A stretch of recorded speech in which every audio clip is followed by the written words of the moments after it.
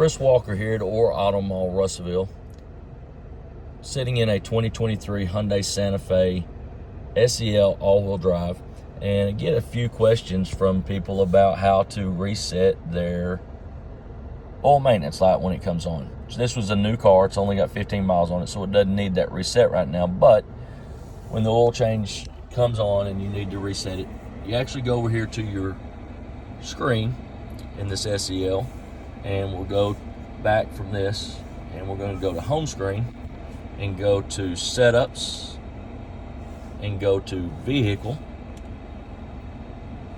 and we want to go down to convenience, and you can see here oil change reminder. It's got 100% left, and so when it's time to reset it because you've had an oil change, just hit reset right there. It's that easy.